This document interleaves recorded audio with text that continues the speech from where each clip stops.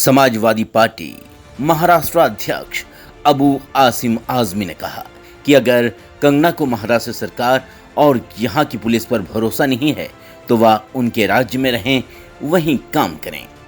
Kangana film industry में चला रही हैं आरएसएस और बीजेपी का एजेंडा, ये कहना है अबू आसिम आजमी का। जी हाँ, फिल्म अभिनेत्री कंगना रनावत ने कहा था कि उनको महाराष्ट्र सरकार और यहाँ की पुलिस पर भरोसा नहीं है तो वह अपने राज्य हिमाचल में रहें और वहीं काम करें। ऐसा समाजवादी पार्टी के मुंबई महाराष्ट्र अध्यक्ष व विधायक अबू आसिम आजमी ने पत्रकारों के सवाल का जवाब देते हुए कहा। उन्होंने कहा कि मुझे महाराष्ट्र सरकार पर और यहाँ की पुलिस पर पूरी तरह भरोसा है और वह कहीं भी नाकामयाब नहीं है। अगर कंगना रनावत को ऐसा लगता है तो वह उनके महाराष्ट्र राज्य में न आए और उनके हिमाचल राज्य में रहें। तथा उन्होंने आगे कहा कि कंगना रनावत पूरी तरह आरएसएस और बीजेपी का एजेंडा चला रही हैं। अब तक फिल्म इंडस्ट्री में कभी धर्मवाद नहीं हुआ, पर कंगना आरएसएस और बीजेपी की बोली बोलते हुए फिल्म इंडस्ट्री में धर्मवाद फैला रही हैं। एक कंगना राउत है, कंगना रनाउत, और इसने क्या कह दिया कि मैंने फिल्म लाइन में इस्लामिक वर्चस्व को खत्म कर दिया। बेशरम कहीं की इस्लामिक बात करती है तू, इस्लाम के बारे में बात कर रही हो। फिल्म लाइन से इस्लाम का क्या लेना देना है? अगर तुम कहती खान ब्रदर तो मैं कुछ नहीं बोलता, तुमने इस्लामिक वर्चस्व की बात किया है। मैं मांग करता हूं मुख्यमंत्री गृह मंत्री से, ऐसे लोगों को महाराष्ट्र की सरजमीन पर रहने का कोई हक नहीं है। सुशांत सिंह राजपूत मामले में ड्रग्स का जो मामला बाहर निकलकर सामने आया है, इस पर बोलते हुए अबू आसिम आजमी ने कहा कि उन्होंने पहले ही हर बार सदन में और अन्य जगहों से मुंबई में चल रहे ड्रग्स और नशीली पदार्थ के खिलाफ आवाज उठाई है। उसके खिलाफ कार्रवाई के लिए उन्होंने खत भी लिखे, जिस पर कार्रवाई अब तक नहीं हुई है, पर नशीले पदार्थों का व्यापार करने वालों के ऊपर जल्द से जल्द सरकार सख्त से सख्त कदम उठाए, ऐसी उन्होंने मांग भी की। कंगना जी का हुआ वो कोई पहली बार नहीं हुआ। इसके पहले भी कई फिल्म स्टारों के इनलीगल डिमोलिशन मुंबई महानगर पालिका ने किया। शाहरुख खान जी का एक इनलीगल कैंटीन था, उसको तोड़ा। एक कपूर जी का एक जिम था, उसको तोड़ा।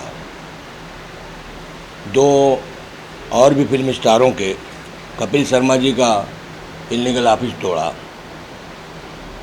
अर्जुन कपूर साहब का जिम तोड़ा। तो इस तरह के मामले जो छोटे मोटे मुंबई महानगर पालिका के हैं, वो अपने सिस्टम के हिसाब से हमेशा करते रहते हैं। उन लोगों का तोड़ा। कंगना सही मायने में अगर देखा जाए तो शाहरुख खान के सामने या और दूसरे सेलिब्रिटी के सामने अभी उतना नाम इनका ऊंचा नहीं है। आज सबसे लोकप्रिय अभिनेता अगर देखा जाए तो शाहरुख खान वगैरह भी हैं, ऐसे कई लोग, लेकिन उन लोगों ने कभी भी कोई टिप्पणी ब्यूरोक्रेसी के ऊपर नहीं किया। ये एक्चुअली सही मायनों में देखा जाए तो भारतीय जनता पार्टी की जो सरकार है, जब भी कोई मुद्दे आते हैं तो उस मुद्दे को डाइवर्ट करने के लिए या उस मुद्दे से ध्यान हटाने के लिए कोई ना कोई स्कैम खेलने का काम करती है और किसी न किसी को आगे कर देते हैं। कुछ दिन पहले आपने देखा होगा कि बेरोजगार युवा लोगों ने मोर्चा निकालना शुरू कर दिया। जगह जगह पर काफ़ी मात्रा में शुरुआत हो गई। तो वो ध्यान कैसे हटाया जाए, ये मामला लेकर के इन्होंने कंगना जी को आगे करके मुंबई शहर ऑक्युपाइड कश्मीर हो गया है, सुरक्षित नहीं है, मुझे मुंबई की पुलिस पर, महाराष्ट्र की पुलिस पर भरोसा नहीं है, अगर मुझे सिक्योरिटी देनी है तो मेरा अपना जो उत्तराखंड है वहाँ की पुलिस कर दिया जाए या केंद्र सरकार देवे। मुंबई एक ऐसा शहर है महाराष्ट्र का जहाँ सभी लोग आते हैं और अपनी रोजी रोटी कमाते हैं, चाहे जिस जगह के लोग हैं। साथ ही साथ उन्होंने एक बयान इसमें ये दिया कि मैंने फिल्म जगत से इस्लामीकरण को ख़त्म करने का काम किया, हिम्मत जताई। सही मानों में देखा जाए तो फिल्म लाइन का किसी धर्म, जो कलाकार हैं उनका कोई ज़्यादा धर्म के मामले में वो उतने बहुत ज़्यादा अनुयायी रहते हैं अपने अपने घरों में, लेकिन एक फिल्म इंडस्ट्री ही है जहाँ सब लोग मिलजुल के अभी भी काम कर रहे हैं। बाकी और डिपार्टमेंट को तो बीजेपी ने, आरएसएस ने काफ़ी हद तक आपस में द्वेष पैदा करने का काम कर दिया, लेकिन फिल्म जगत अभी उससे अछूता था। कंगना को आगे करके बीजेपी सरकार ने वहाँ भी क्या कहेंगे, जिस तरह दुर्व्यवहार का, ये द्वेष पैदा करने का काम किया। जिस तरह चाइना लेह लद्दाख में आक्रमण कर रहा है, वहाँ पे भारत में घुसते जा रहा है, उस चीज़ को भी छुपाने के लिए इस तरह की वो एक सबसे मजबूत मामला है, सबसे मजबूत मामला है। सरकार का ध्यान उस तरफ होना चाहिए। चाइना बार बार धमकी दे रहा है, घुस रहा है, अंदर दाखिल हो गया है और आज ये कह रहा है कि मैं नहीं हटूँगा। उधर ध्यान देना चाहिए, डिफेंस की तरफ ध्यान देना चाहिए। वो ना करके लोगों का ध्यान डाइवर्ट करने के लिए एक ना एक कोई ना कोई बहाना बीजेपी सरकार आगे करती है। आप इसके पहले देखो आप कि इलेक्शन का टाइम था, पुलवामा का मामला आया, बाद में एनआरसी का मामला जब उठा, लोग रास्ते पर उतरे तो अयोध्या का मामला सामने कर दिया सुप्रीम कोर्ट का सहारा लेकर के।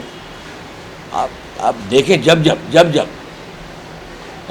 जनता के अंदर रोष पैदा हुआ है भारत के अंदर, तब इन्होंने कोई ना कोई मुद्दा लेकर के वो किया।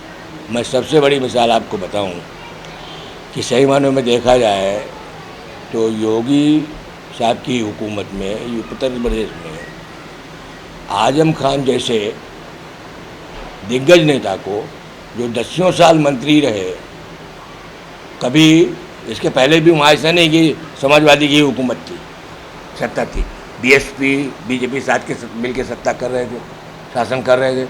जब आपको आजम खान इतने बुरे नहीं लगे, इसके बाद केंद्र में, राज्य में और लोगों की सत्ता रही, केंद्र में आपकी सत्ता रही, तो आजम खान साहब इतने वो नहीं थे। जैसे ही एक राज्य में आपकी सत्ता स्थापित हुई तो आपने आजम खान को तकलीफ देना शुरू किया। यूनिवर्सिटी जैसी कुछ जगह को तोड़ा गया, उनके माँ के औरत के ऊपर केस किया गया, उनके ऊपर केस किया गया, उनके बेटे के ऊपर केस किया, लेकिन आजम खान ने कोर्ट का सहारा ले लिया। और आजम खान ने नहीं कहा कि रावण सेना काम कर रही है या आरएसएस की सेना काम कर रही है, हमारे पीछे लगी हुई है। उन्होंने इस तरह का बयान नहीं दिया, जबकि इन्होंने पहले पुलिस के बारे में उल्टा सीधा बोला महाराष्ट्र की। इसके बाद मुंबई महानगर पालिका के जो अधिकारी हैं उनको बाबर की सेना, क्या मतलब है इसका? ध्रुवीकरण करने का काम बीजेपी कोई न कोई मंसूबे को लेकर के काम करने का काम करती है।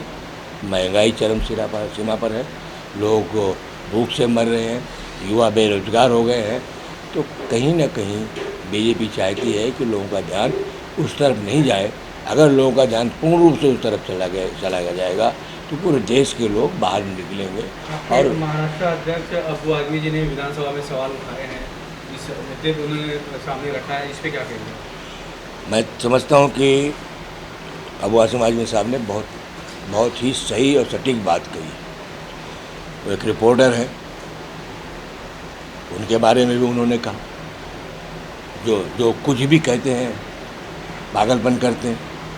और कंगना के बारे में भी उन्होंने यही कहा कि भाई फिल्म लाइन से इस्लामीकरण का क्या मतलब होता है। तो ये दोष फैलाने वाली बात है।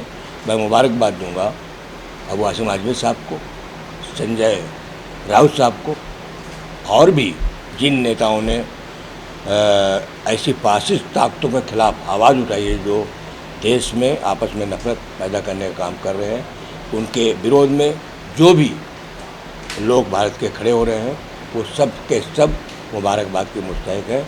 और मैं आपके माध्यम से अपील करूंगा कि जो भी संविधान पर विश्वास रखने वाले लोग हैं उनको चाहिए कि ऐसे नफरत फैलाने वाले लोगों को मुंह तोड़ जवाब दें। और सरकार से भी, हमारा सरकार से भी निवेदन करेंगे कि ये जो नफरत फैलाने वाले लोग हैं इनके खिलाफ सख्त से सख्त कार्रवाई की जाए, चाहे कंगना हो, चाहे वो न्यूज़ 24 का चीफ एडिटर हो। इसके पहले आपने सुदर्शन चक्र का मामला, टीवी चैनल का मामला देखा, उसने भी काफ़ी जहरीली बातें की। धन्यवाद देंगे कोर्ट को कि उन्होंने उसके प्रोग्राम को होने नहीं दिया। आज कोर्ट ही एकमात्र सहारा ऐसा है जहाँ से कुछ न कुछ इंसाफ की झलक नज़र आती है। बाकी केंद्र सरकार या जहाँ पर बीजेपी सरकार की सत्ता है राज्यों में, वहाँ एकदम से गुंडागर्दी और ठोकशाही का माहौल बना हुआ है। असल में बीजेपी जानबूझ के काम करवा रही है। महाराष्ट्र एक प्रोग्रामी प्रदेश है और मुंबई उसकी राजधानी है। मुंबई एक कारोबार का, रोजी रोटी का बहुत बड़ा जरिया है और यहाँ से काफ़ी इनकम होती है और काफ़ी टैक्स वगैरह भी आता है। तो सही मानों में महाराष्ट्र के तो कम, लेकिन मुंबई के ऊपर ज़्यादा ध्यान मोदी सरकार का है और वो किसी न किसी तरह से मुंबई को अपने हाथ में लेना चाहती है, सूबे के हाथ में लेना चाहती है। एक प्लानिंग के हिसाब से लोग महाराष्ट्र और मुंबई को बदनाम करने का काम कर रहे हैं। महाराष्ट्र सरकार जो चल रही है, महाराष्ट्र सरकार गिराने की कोशिश की जा रही है सब मसले लाते। कोशिश तो उनकी हर जगह। आपने एमपी में देखा उन्होंने क्या किया, राजस्थान में देखा आपने क्या किया, गोवा में आपने देखा क्या किया, कर्नाटक में आपने देखा क्या किया, लेकिन यहाँ उनका वो करिश्मा काम नहीं करेगा। शरद पवार जी जैसे नेता यहाँ पर मौजूद हैं। हमारे मुख्यमंत्री बहुत ही अच्छे इंसान हैं, अच्छी सूझबूझ भी रखते हुए हैं। उनकी भी अपने संगठन के अंदर एक बड़ी पकड़ है। कांग्रेस के भी लोग हैं, वो समाजवादी का भी, हमारी पार्टी का भी, हमारे नेता अबू आसिम आज़मी साहब का भी समर्थन साथ में है। तो जो ये अगाड़ी सरकार है ये पूरी तरह से 5 साल चलेगी और किसी भी हालत में बीजेपी जो अपनी रणनीति बना रही है ये हम टोटल मुकम्मल तरीके से यहाँ विफल रहेगी। CEN न्यूज़ मुंबई के लिए राज पांडे की रिपोर्ट।